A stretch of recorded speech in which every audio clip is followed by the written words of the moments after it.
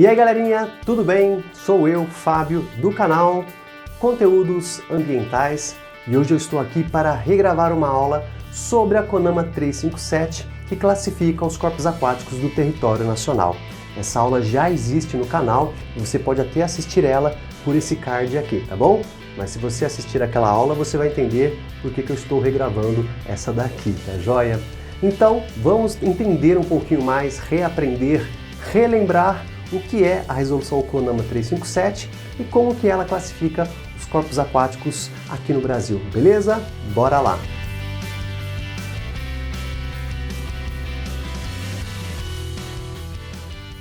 E aí galerinha, tudo bem? Antes de mais nada, se eu puder gentilmente pedir para você deixar aquele joinha, compartilhar, comentar, isso sempre me incentiva a fazer mais conteúdos ambientais para vocês, beleza? Bom, Resolução CONAMA 357 de 2005. Ela é hoje a nossa resolução que classifica os corpos aquáticos do Brasil. Ela classifica eles em classes e cada classe vai ter um uso predominante. Ou seja, nós não podemos fazer qualquer coisa em qualquer rio.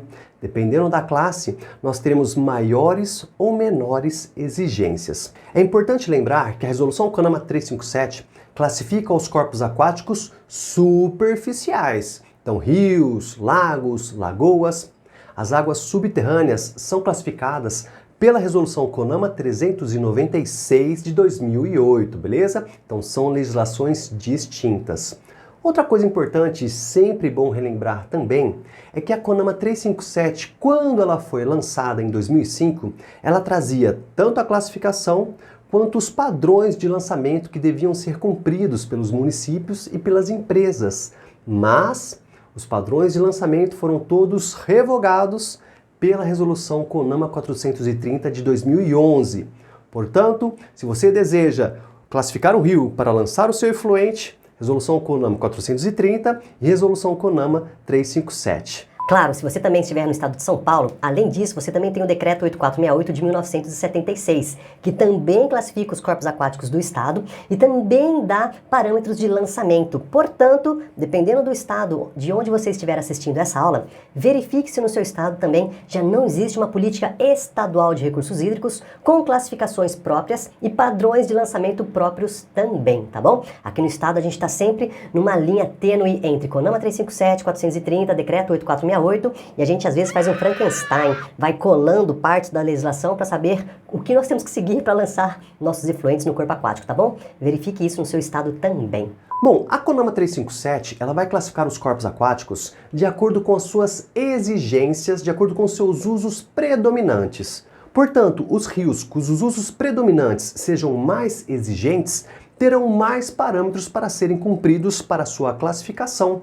Então, por exemplo, rios que são usados para proteção de comunidades aquáticas, para o abastecimento público, nós temos que cumprir parâmetros quanto a DBO, oxigênio dissolvido, turbidez, coliformes termotolerantes, nutrientes, presenças de alga, clorofila, substâncias tóxicas, uma série de coisas para preservar a qualidade do rio e o seu enquadramento.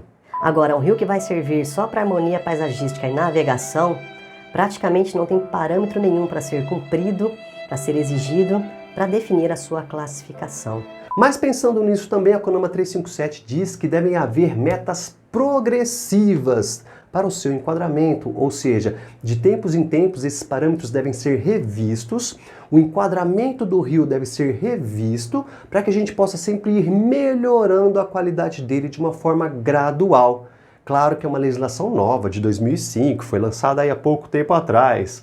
Então nós precisamos de metas mais agressivas, né? Metas que de fato possam ser cumpridas e que melhorem a qualidade do rio. Entrando um pouquinho mais no texto da CONAMA 357, é importante você conhecer algumas definições que estão lá no artigo 2º. A primeira delas define o que são as águas doces, as águas salobras e as águas salinas. Águas doces são aquelas que têm o teor de salinidade menor do que 0,5 per milar. Perceba que tem duas bolinhas depois da barrinha. Então, menor do que 0,5 per milar, partes por milhar. Já as águas salobras são aquelas que têm uma salinidade superior a 0,5 e inferior a 30 per milar. Já as águas salobras são aquelas que têm a salinidade superior a 30 permilar, 30 partes por cada 1000 de água, beleza? Primeira definição é essa então, águas doces, salobras e salinas. Outra definição muito importante para você conhecer é a diferença entre ambiente lêntico e ambiente lótico. Ambiente lêntico é aquele onde a água está quase parada, quase sem movimento nenhum, como por exemplo numa lagoa. Ambiente lótico é aquele que tem águas moventes. E nós sabemos que em ambientes lênticos, alguns fenômenos são mais fáceis de acontecer, como por exemplo a eutrofização. Então existe também essa diferenciação entre os ambientes lá no artigo 2º da 357. O artigo 4º é o que define a classificação das águas doces. Ele vai classificá-las em 5 classes. Classe especial, classe 1, 2, 3 e 4. Portanto, rios de água doce têm 5 classes. Especial, 1, 2, 3 e 4, beleza? Os rios de classe especial são os que têm o uso mais exigente. Portanto, eles são destinados para a preservação das comunidades aquáticas e também para o abastecimento humano após desinfecção. Imagina o nível de qualidade dessa classe, onde basta uma simples desinfecção e a água já está pronta para consumo. Por isso que ela é chamada de classe especial. Imagina o nível de exigência, o nível de qualidade. Então, se você procurar na legislação, você terá parâmetros dificílimos de serem cumpridos. Não, na verdade não. Lá no artigo 13 diz que nos rios de classe especial deverão ser mantidas as condições naturais do rio. Portanto, você não vai encontrar nenhum parâmetro físico-químico e microbiológico para os rios de classe especial na CONAMA 357, de acordo com o que diz o artigo 13, beleza? Mas para os rios de classe 1, 2, 3 e 4, sim, temos um monte de parâmetros a serem seguidos. Voltando para o artigo 4º, então, os rios de classe 1 também têm usos muito exigentes. Eles são destinados para preservação das comunidades aquáticas e também das comunidades indígenas, abastecimento humano após tratamento simplificado, então estamos falando aí de um processo de filtração ou algo do gênero, para regar hortaliças, frutas que serão consumidas inteiras e com a casca, então estamos falando aí, por exemplo, de morangos, tomates e outras coisas assim, e também para a recreação de contato primário. Sim, aquela onde você vai ter contato direto com a água. Portanto, uma exigência muito alta vai ter parâmetros muito altos a serem seguidos também. Rios de classe 2 são aqueles que são destinados para abastecimento humano após tratamento convencional. Então já estamos falando aí da coagulação, floculação, decantação, filtração, desinfecção. Também para a irrigação de parques, jardins, frutas e hortaliças com as quais as pessoas possam vir a ter contato. Também para a recreação de contato primário e também para aquicultura e atividade de pesca. Portanto, também tem uma exigência alta, mas já não é como dos rios de classe 1 e nem como os rios de classe especial. Já os rios de classe 3, nós damos agora um pulo de qualidade mais para baixo. Já são rios que podem sofrer um pouco mais as consequências das atividades antrópicas. Então eles são destinados para dessedentação de animais, para a irrigação de culturas que não vão ser consumidas diretamente por seres humanos. Então, fabricação de cereais, sementes, grãos, culturas arbóreas. Também são destinadas para o abastecimento humano, mas já requer um tratamento convencional ou avançado. Então, estamos falando de rios mais urbanizados e de pior qualidade. E recreação de contato secundário, ou seja, pesca amadora ou qualquer outra coisa que você não venha ter contato direto com a água, como por exemplo o stand-up paddle, como por exemplo caiaque, bote e essas outras coisas aí. Então já estamos falando de um rio de qualidade um pouquinho pior. E por último nós temos os rios de água doce classe 4, que servem somente para navegação e harmonia paisagística. É duro imaginar que um rio, uma coisa que sempre traz vida, serve somente para navegação e harmonia paisagística. O artigo 5 e o artigo 6 vão fazer o mesmo que o artigo 4, mas O artigo 5 são para as águas salinas e o artigo 6 para as águas salobras. E eles são muito parecidos, por isso que eu vou focar mais nos rios de água doce, até porque eles são os mais utilizados para o abastecimento humano no nosso país, tá bom? As águas salobras e salinas são definidas em 4 classes. Classe especial, 1, 2 e 3. Águas salobras e salinas não tem classe 4. Da mesma forma, a classe especial é a melhor de todas, reservadas principalmente para a proteção das comunidades aquáticas. Já as classe 3, somente para navegação e harmonia paisagística. Então não interessa muito se é um rio de água doce, salina ou salobra. Os rios de classe especial são os melhores de todos para a preservação das comunidades aquáticas e os rios de classe 4 para águas doces, 3 para águas salinas ou salobras são os piores de todos, os menos exigentes, apenas navegação e harmonia paisagística. Agora então eu vou dar um salto lá para o artigo 14. Ele traz os parâmetros físico-químicos e microbiológicos que devem ser seguidos para que um rio seja enquadrado como rio de água doce classe 1. Lembrando que o artigo 13 define que as classes especiais devem manter as condições naturais. É importante também que você saiba que, para o lançamento de efluentes, os rios de classe especial não podem receber efluentes de nenhuma fonte, de nenhuma origem, de nenhum tipo.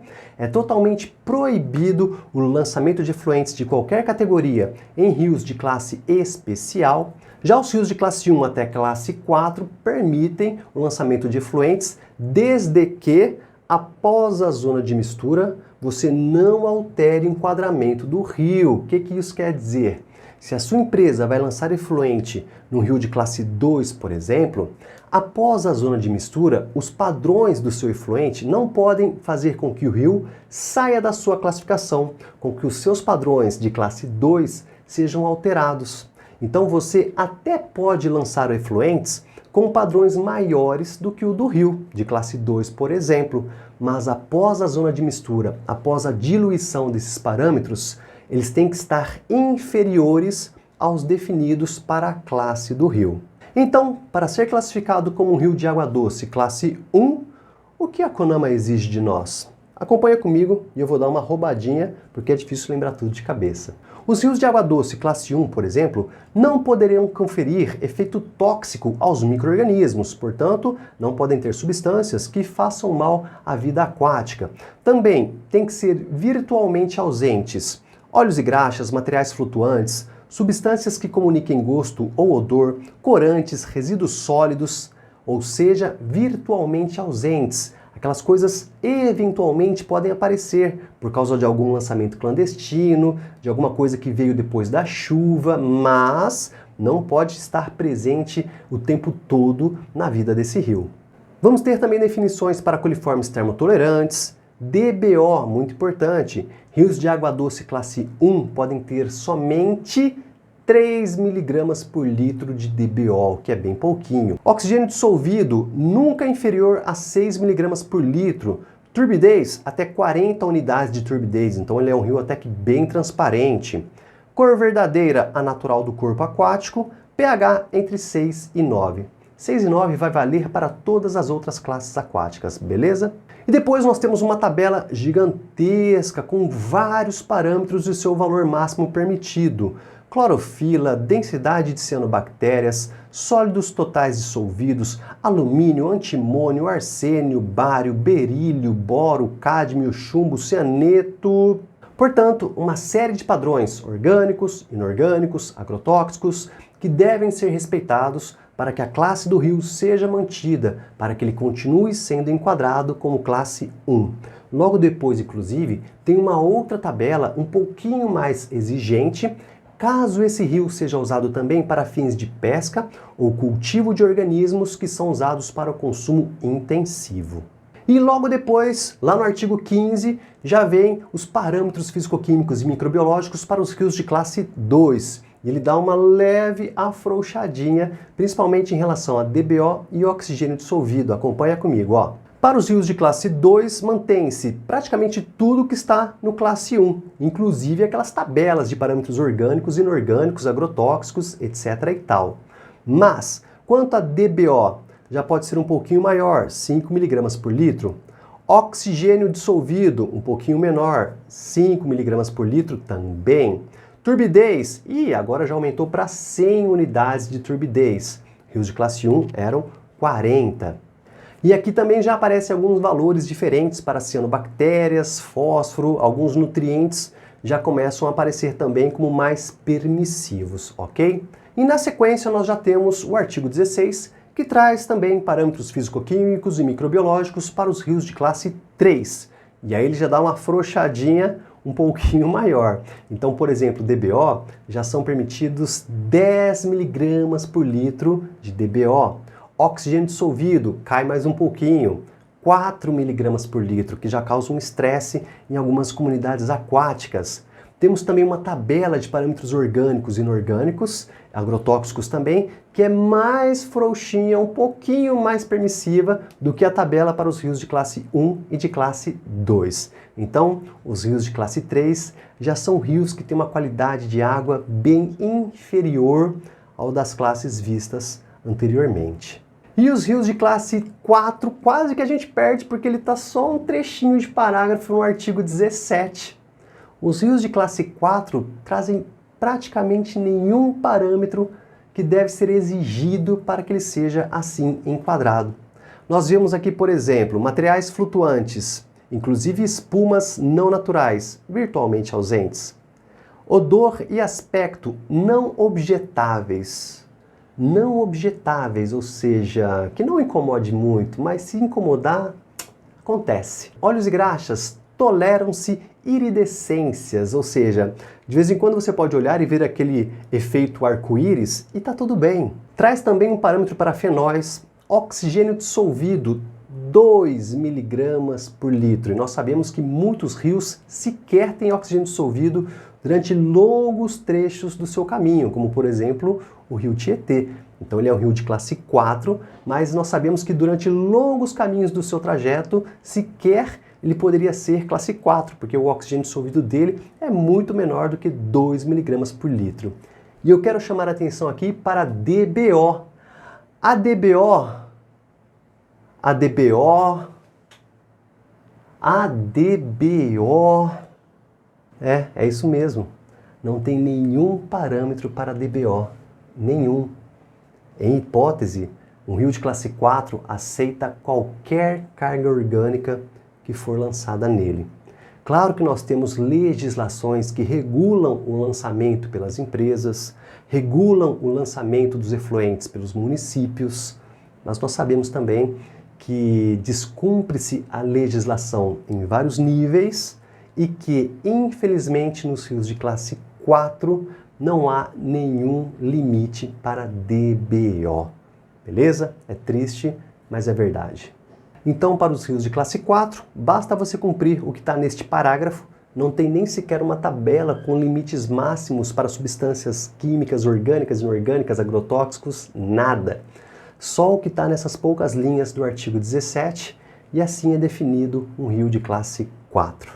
Depois do artigo 17, os artigos 18, 19 e 20 darão os parâmetros físico-químicos e microbiológicos para os rios de água salinas, classe 1, 2 e 3.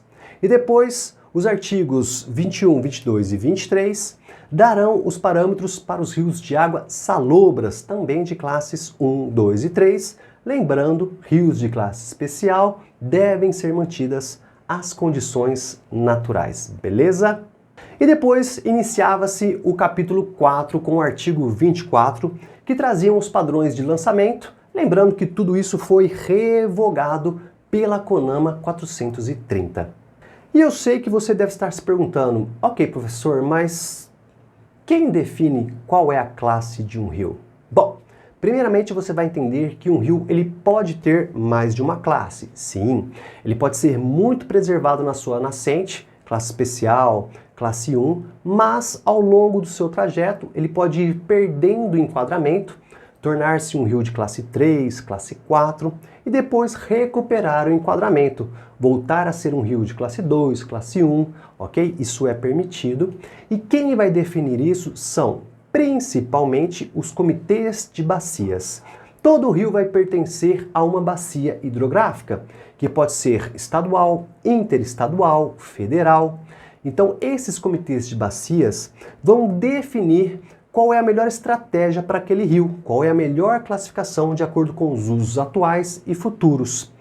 Se for um comitê estadual, nós temos também as secretarias estaduais de recursos hídricos, de meio ambiente, que vão aferir, que vão concordar ou não com as classificações que foram dadas. Se for um comitê interestadual, um comitê federal, é a Agência Nacional de Águas e o Conselho Nacional de Recursos Hídricos que vão averiguar se o enquadramento dado pelos comitês de bacia estão ok ou precisam ser revistos. Então eu faço um convite a você, meu querido telespectador, que faça parte dos comitês de bacia. Esses comitês de bacia são abertos para pessoas físicas, jurídicas, pessoas de faculdades, empresas privadas, concessionárias, departamentos de água e esgoto. E você, eu faço esse convite para que você participe dessas câmaras técnicas, desses grupos técnicos, faça parte da vida, do dia a dia do rio que abastece a sua cidade, que abastece a sua região. Esteja mais presente e mais próximo dele. E para você saber qual é a classe do rio que abastece a sua cidade, a sua região, existem várias formas possíveis. Vou falar aqui do estado de São Paulo, que é onde eu moro, e sempre que eu preciso saber alguma coisa disso, eu consulto o site da CETESB.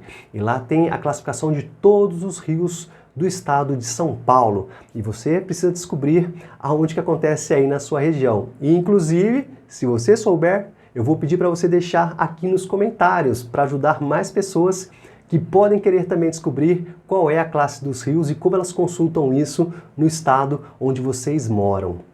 E agora, quase encerrando esse vídeo, eu tenho uma última informação importante. Vocês viram que todos os parâmetros são dados basicamente em função de concentrações. Lembram? Miligramas por litro, microgramas por litro. Uma concentração é uma unidade de massa dividida por uma unidade de volume. Ou seja, quando o rio está bem caudaloso, com bastante água, a concentração de um parâmetro fica muito pequenininha. E ao contrário, quando o rio está só com um filetezinho de água, período de estiagem, a concentração fica muito grande. Como que nós definimos então esses parâmetros em função da vazão do rio? Novamente, cada agência estabelece um critério, mas geralmente utiliza-se a Q710 ou a Q95, as vazões de referência. Tem uma aulinha sobre elas aqui, mas explicando bem rapidamente, a Q710 é a menor vazão que um rio alcança, que dure um período de 7 dias, com tempo de retorno a cada 10 anos, ou seja, seria uma situação extremamente crítica. Já a Q95 é a vazão média de um rio observada em 95% do seu tempo. Quer dizer o quê? A vazão que nós esperamos que o rio forneça para nós em pelo menos 95% do tempo. São dados de observação, dados estatísticos que se complementam na Q710 e na Q95. Tá joia? Então é isso, galerinha. Espero que esta aula tenha ido de encontro ao que você estava procurando, tá joia? Se eu falei alguma bobagem, se você tem alguma coisa para acrescentar, se você não concorda com alguma coisa, posta aí nos comentários que eu tento te responder o mais breve possível, beleza? E se você puder deixar aquele joinha, compartilhar, comentar, isso me incentiva muito a fazer mais conteúdos ambientais, tá joia? Então por hoje é só. Um abraço, um beijo e um queijo. E até o nosso próximo conteúdo.